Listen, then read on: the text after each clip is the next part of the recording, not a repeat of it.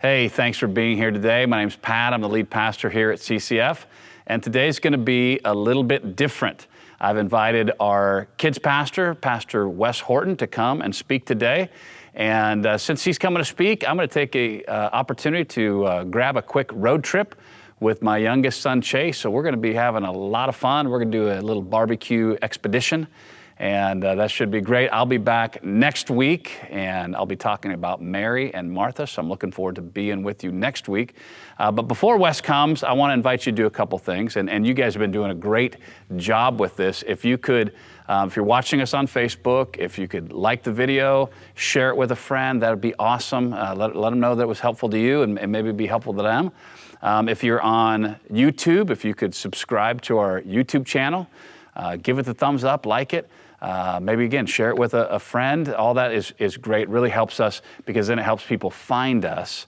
And our goal at CCF is to help as many people as possible become more and more like Jesus. And you can help us with that when you do that. So thanks so much for helping us out with that. And now let's hear what Pastor Wes has to say from the book of Amos.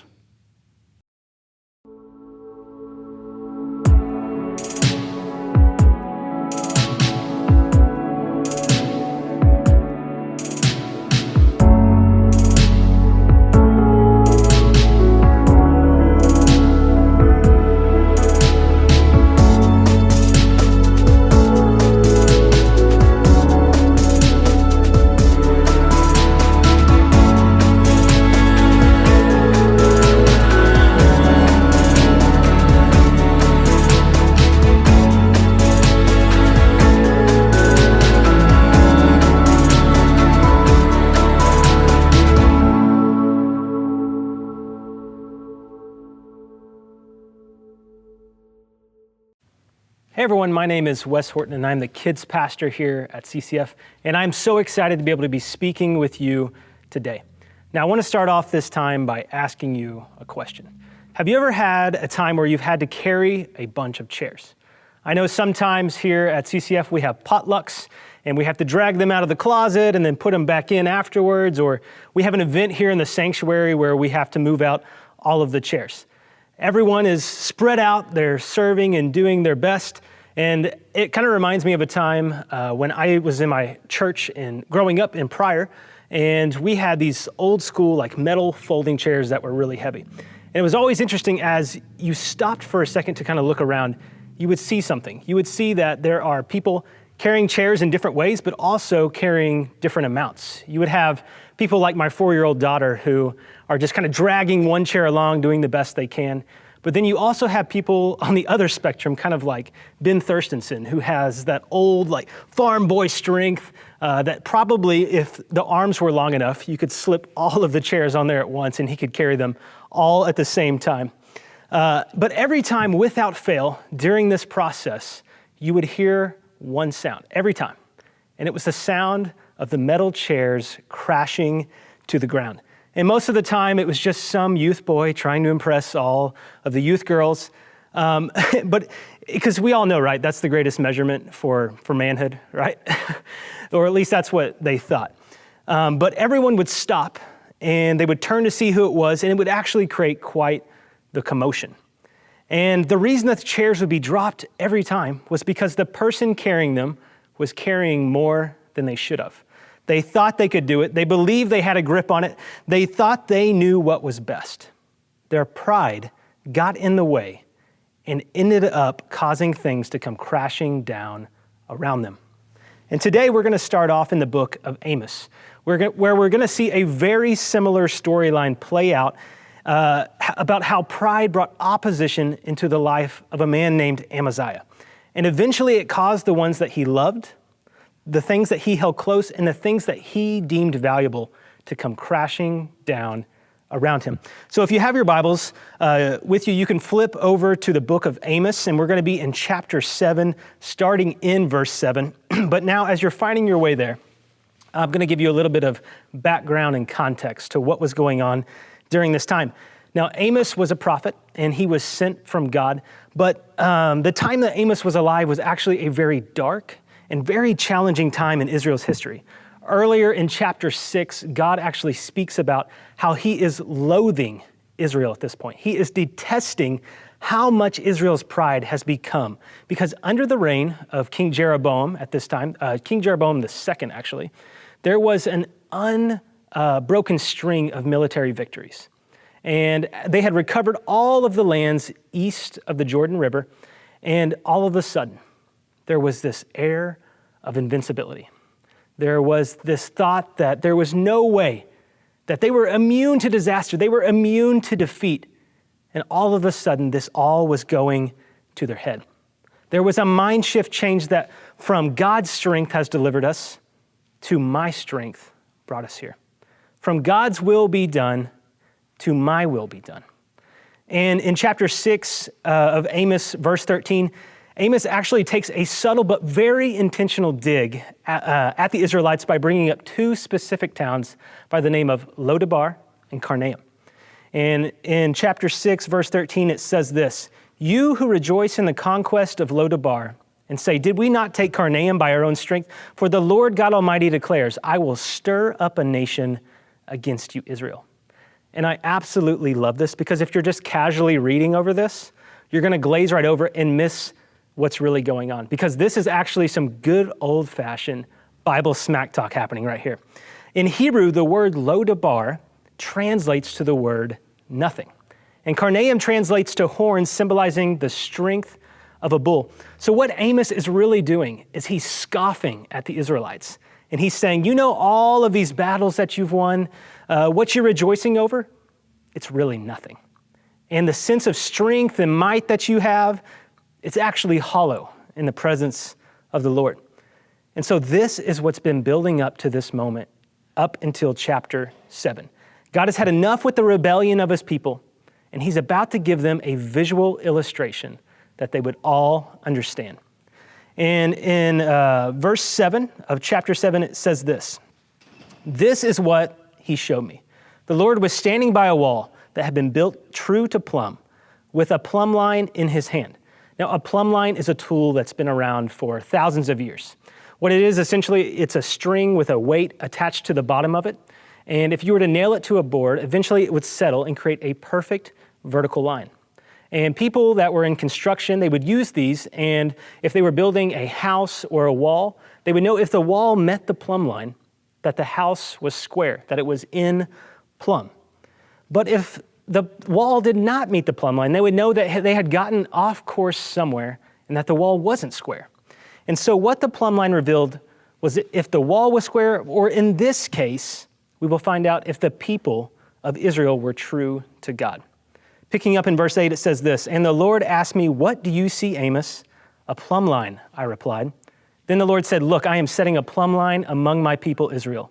I will spare them no longer. The high places of Isaac will be destroyed, and the sanctuaries of Israel will be ruined. With my sword, I will rise against the house of Jeroboam.'" So Amaziah, a chief priest, he hears this prophecy and he understands this is not good for him. If this prophecy gets out to the public, really two things are going to happen. One, the people are going to become demoralized, and two, they're probably going to have a rebellion against the king. So this means that Amaziah would then lose his position in the kingdom. He would lose all of his power. He would lose everything he had really worked his whole life coming up to this point to do. At this point, his pride kicks into overdrive. And he isn't about to let some political agitator get in his way. So he sends a message to the king, but he twists some words around to try to discredit the prophecy. So let's watch this. He tells the king, "Amos is raising a conspiracy against you in the very heart of Israel. The land cannot bear all of his words, for this is what Amos is saying. Jeroboam will die by the sword, and Israel will surely go into exile away from their native land." So notice here who Amaziah says the prophecy is from. He doesn't say the prophecy is from the Lord. He says it's from Amos. Because if it truly is from the Lord and he doesn't heed the prophecy, then Amaziah is in the wrong. And then we get the response from the king after Amaziah has told them all of these things. And we don't know if the next verses are from the king directly, or if Amaziah is kind of twisting the king's words again once again as he says this to Amos. But this is what it says in verse 12. Then Amaziah said to Amos, "Get out, you seer. Go back to the land of Judah, earn your bread there, and do your prophesying here or there. Don't prophesy any more at Bethel, because this is the king's sanctuary in the temple of the kingdom." Amos answered Amaziah, "I was neither a prophet nor the son of a prophet, but I was a shepherd, and I also took care of sycamore fig trees. But the Lord took me from tending the flock and said to me, 'Go prophesy to my people Israel.' Now then, hear the word of the Lord, you say. Do not prophesy against Israel and stop preaching against the descendants of Isaac. Therefore," watch this, "Amaziah, this is what the Lord says. Your wife will become a prostitute in the city, and your sons and daughters will fall by the sword. Your land will be measured and divided up, and you yourself will die in a pagan country. And Israel will surely go into exile away from their native land." This text is an amazing example of human power and pride, and how when we allow pride to take root in your life, it will bring opposition. It can cause the things that you deem valuable, the things that you hold close, to be destroyed. And I believe that the sin of pride is one of the biggest things that's robbing you and I of God's blessing, His joy, and His abundant grace. And if you fall into the sin, I'm warning you today that the chairs you are carrying are going to come crashing down. It's only a matter of time. It's only a matter of time before your pride gets in the way, and there's a big noise, there's a big commotion all around you. And at the base of it is pride. In 1 Peter 5:5, it tells us this: "All of you clothe yourselves with humility toward one another, because God opposes the proud, but shows favor to the humble." This verse shows us a few things. One, that pride is not a new thing. If you really think back, pride is the original sin. It's when Satan said, "Hey God, I know better. I can be a better ruler." Pride was around 3,000 years ago when Amaziah was doing his thing. Pride was around 2,000 years ago when Peter wrote this to the persecuted church. And I'm going to guess that today pride is lingering in our lives today. It also spells out so clearly that when pride takes precedence in our lives, that it will bring opposition.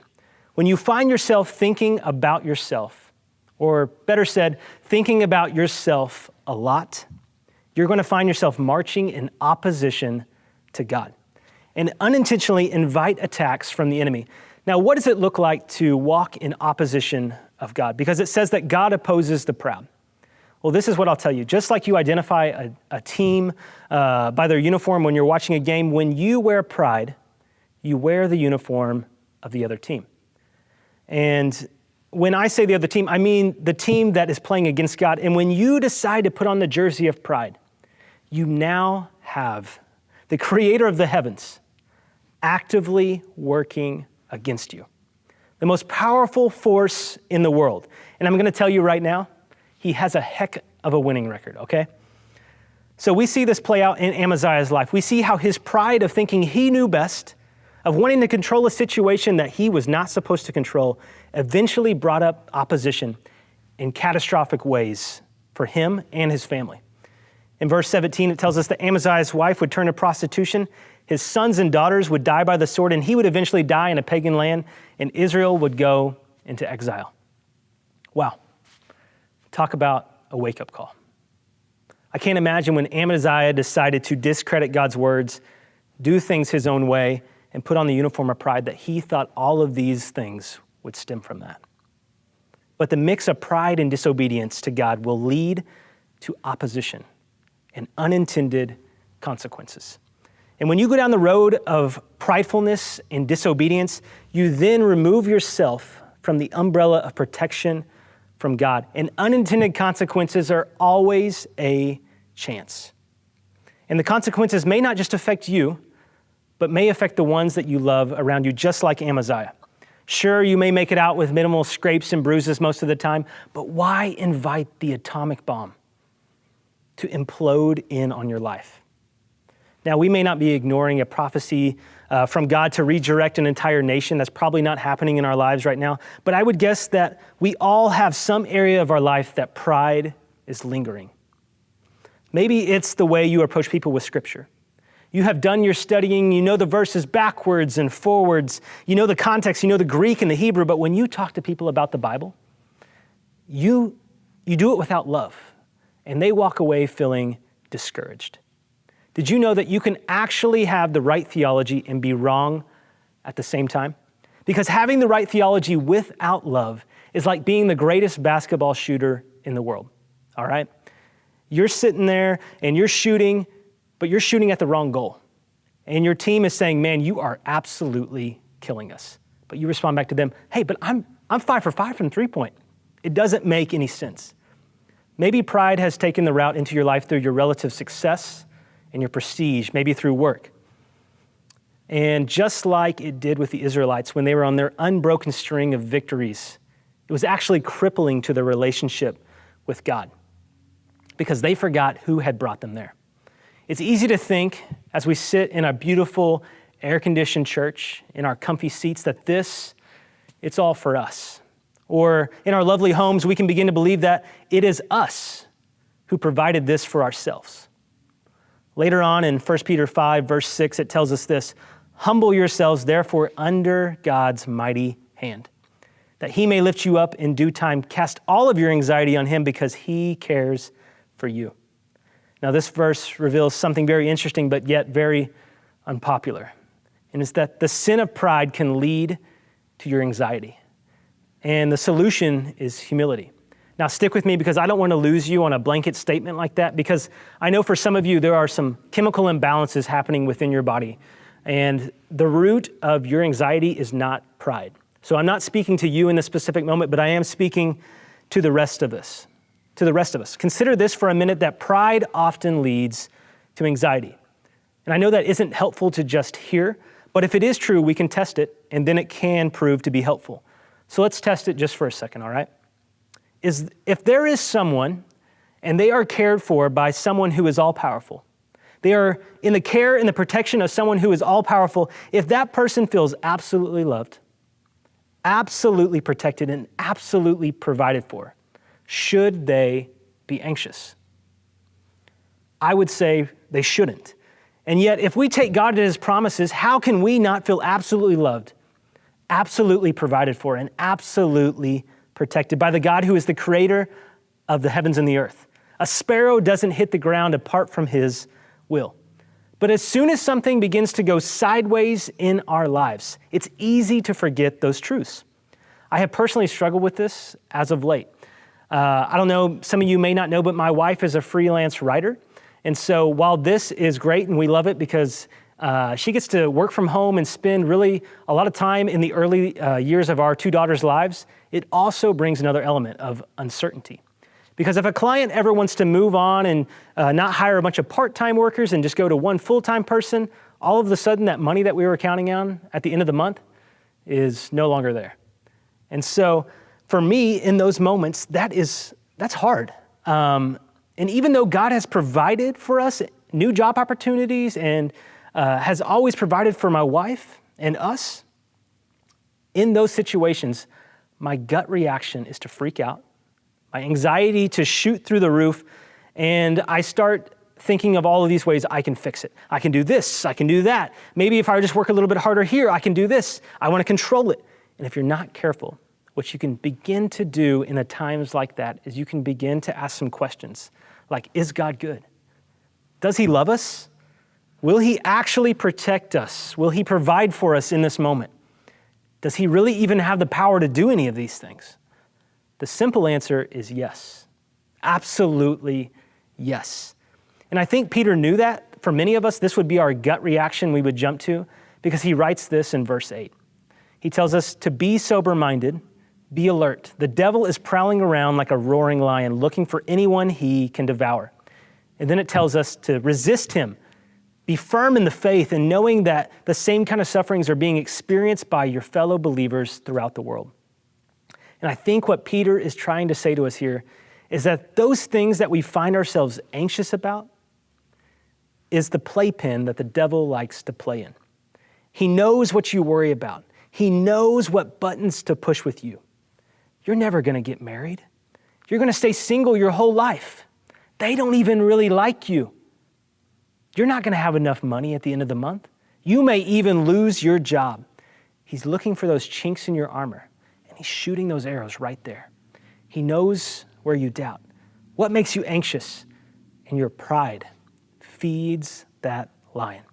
The pride feeds that lion, and he feasts on those things that you trust in other than God. And the ask and the command is that we would starve that lion. The devil, he's a stray cat. He's a stinky, smelly stray cat, all right? That's who he is. And if you feed a stray cat, what happens? They stick around. They say, oh man, this is great. This person's feeding me. I'm going to hang around here. There's always food right here. And what we can do is we start feeding him in the small things, like that movie that has some questionable scenes in it that sends you down that spiral into pornography. Or it's that one night that leads to or it's that one drink that leads to a blurry night. Or it's that romantic comedy that feeds your sense of loneliness. You feed a stray cat just a little bit, and it can always stick around longer than you want it. And the more you allow it to feast, the bigger it becomes. Now, if you starve a stray cat, what does he do? Yeah, he leaves. So how do we do that? I think it all starts by humbling ourselves, because earlier in 1 Peter 5:5, it told us that while God opposes the prideful, he shows favor to the humble. Once we get to a place where we humble ourselves, something really cool happens. The God of the universe comes alongside us, and he helps us. God helps the humble. He shows favor to the humble. Humility is the start to recovery, and pride is the thing that keeps you sick. And so it's one thing to say that, but what does that mean? I think it means this, that you find a greater satisfaction in Jesus than the sin you're finding yourself entangled in. It means that you finally stop telling yourself you can handle this on your own, and you finally find a person or a group of people to disciple you and to pour into you and to always point you to Christ. It means that you start cracking the Bible open more than just on a Sunday. It means that instead of just sitting in these chairs or sitting at your house for an hour listening to a sermon, that you finally get plugged into a community. It means that you spend time in prayer with God, where you can cast all of your anxiety upon him and your thankfulness. It means doing all of those things that we said we were going to do at the beginning of the year. And if you can get in the habit of doing some of these things, when those times come where the devil tries to draw you in to feast, you will feel so close to God that you feel like he's standing right next to you. And you will tell yourself, it's not worth it. It's not worth this. It's not worth sacrificing closeness with God. But know the enemy, he's right there, and he's ready to feast. He's saying, feed me. But here's the great thing about when we find ourselves in the state of humility, God comes alongside to help you, but also we have one that protects us. We find ourselves protected under the hand of God. In 1 Peter 5:6, it tells us to humble yourselves, therefore, under the mighty hand of God, that he may lift you up in due time. Cast all of your anxiety on him because he cares for you. This means we know our place. We recognize that we are the ones that need a protector. We aren't the ones guiding the hand of God or dictating how it works in our life. All we have to do is take a posture of humility and stay under his hand. And as many of you know, King David is kind of a big name in the Bible. There's David the shepherd, David and Goliath, you know. But did you know what one of his favorite illustrations was? It's this. The Lord is my what? Shepherd, yeah. The Lord is my shepherd. And you know, David, when he was writing this, he is a shepherd, so he knew what this meant when he was putting himself in the story. And he put the Lord as the shepherd. And he put himself in the role as the sheep. Now, what's interesting about being a sheep is it's one of the most defenseless animals in the animal kingdom. They don't have any horns. They don't have any sharp teeth. They don't have a hard shell. They don't have any nunchucks. No, nothing, all right? They don't have anything to protect themselves.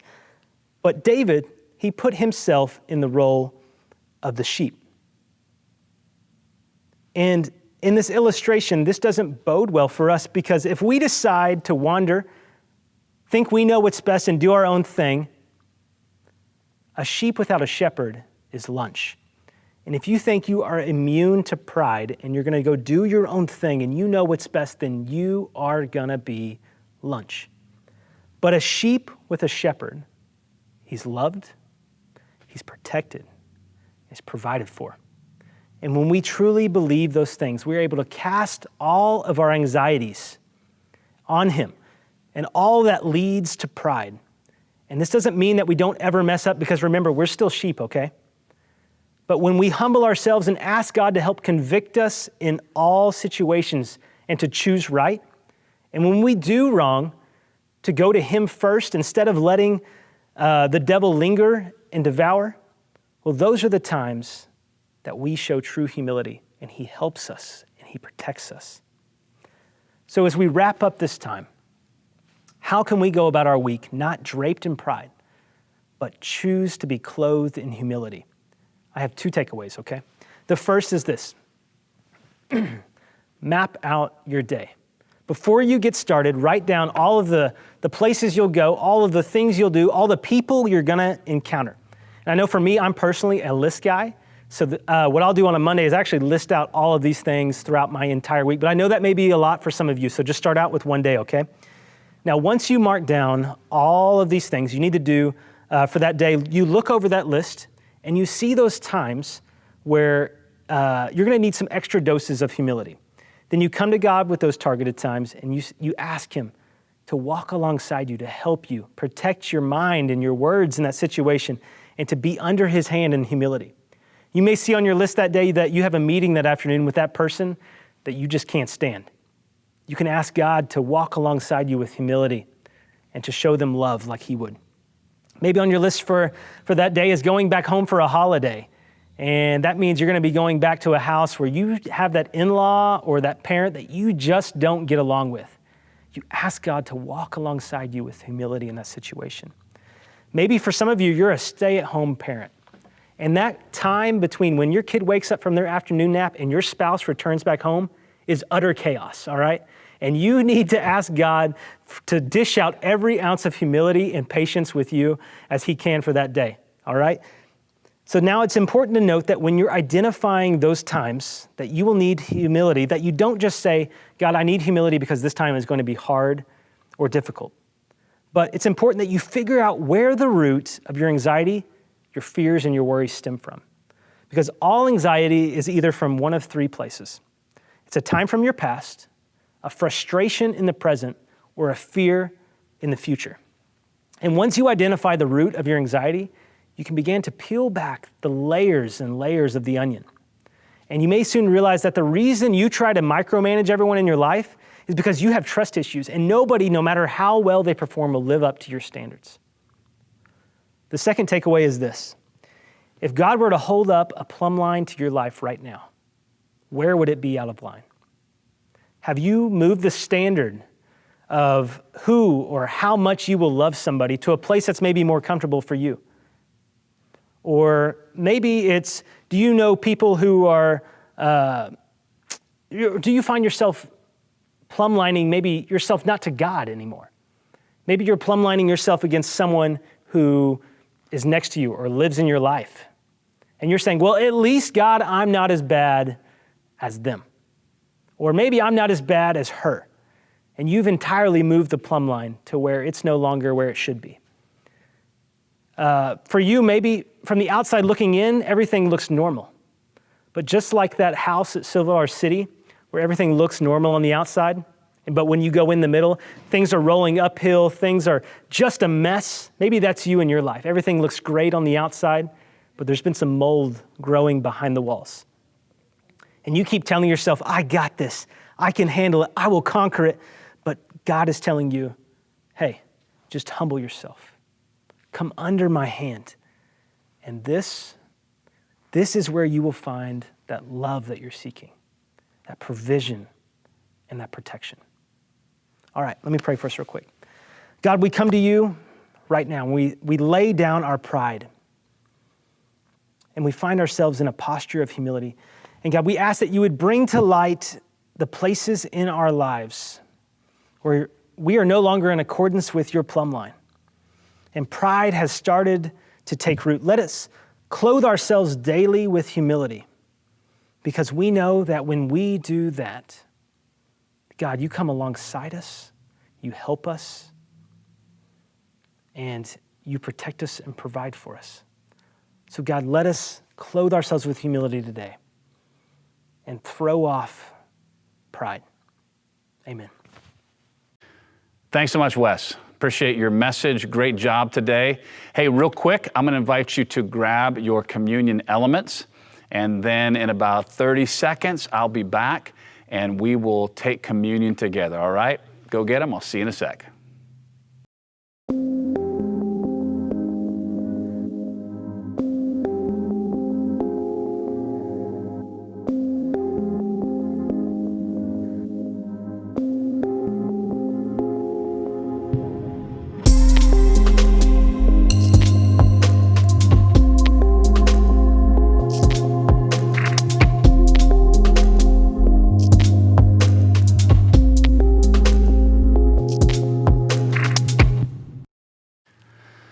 Well, on the night that Jesus was betrayed, he took bread and he broke it and he gave it to his disciples there in the upper room at the Last Supper. And he said, "This bread is my body, which is for you. Whenever you do this, remember me." And so, not just at communion times, but I would just encourage you, anytime you are eating a meal. And that's what really breaking bread was all about back in that day. It was a metaphor, an idiom for eating a meal. Whenever you eat a meal, let it be Eucharistic. Let it be a meal of thanksgiving where you remember the provision of Christ for you physically and spiritually. So let's take the bread together. In the same way, at that Last Supper, Jesus took a cup of wine, he held it up, and he says, "This cup is the new covenant, which is in my blood." Very important statement, in my blood. Whenever you do this, remember me. And so as we take the juice today, or as you drink a cup of wine, it's that redness, that deep, dark redness that reminds us, honestly, of blood. And when Jesus was sacrificed on the cross, when he died on the cross, it was a sacrifice for your sin and for my sin. And so as we take the cup today, let's remember that he had to die to pay the penalty for our sin. Let's drink the cup together now. And now would you join me in reciting the Lord's Prayer as your prayer to God? And let's just say it out loud together, okay? We'll make this our prayer together. And remember that it ties us, you and I together. It ties us together. It ties us to Christians all around the world. And it ties us to Christians all the way back to the very first disciples who Jesus taught this prayer to. The words will be on the screen. Our Father, who art in heaven, hallowed be thy name. Thy kingdom come, thy will be done on earth as it is in heaven. Give us this day our daily bread, and forgive us our trespasses as we forgive those who trespass against us. And lead us not into temptation, but deliver us from evil. For thine is the kingdom and the power and the glory forever and ever. Amen. I'm so glad you joined us today for Home Church here at CCF. Tell you a couple things before you go. First, if you ever need prayer, man, let me know. You can email me, pastor@ccfsiloam.com. I would love to pray for you. Our prayer team would love to pray for you. So if you ever have any kind of prayer needs, let us know. We want to be praying with you. And then, again, thank yous to all of you who support us on a regular basis. You're so generous financially. And you help this ministry keep on going. There are costs associated with doing church online, but those are honestly smaller. When you invest in the ministry of CCF, sure, you're keeping this going, but you are helping to invest in ministries locally here in Northwest Arkansas and around the world. We've got some neat stuff that we've been investing in new this year. There's a Bible translation project that we're a part of investing in.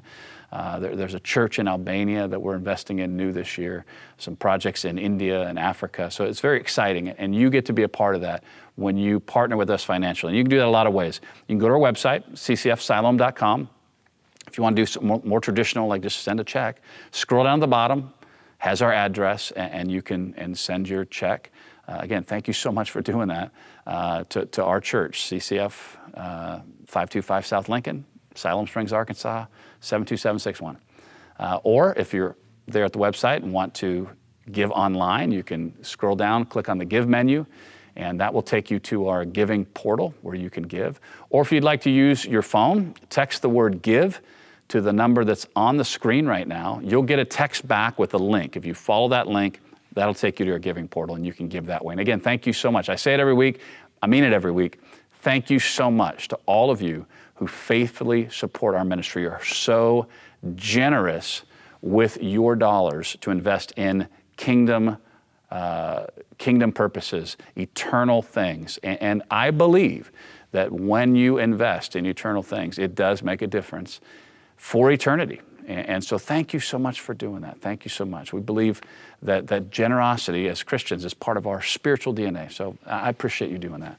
Now, next week, I'm going to be back teaching.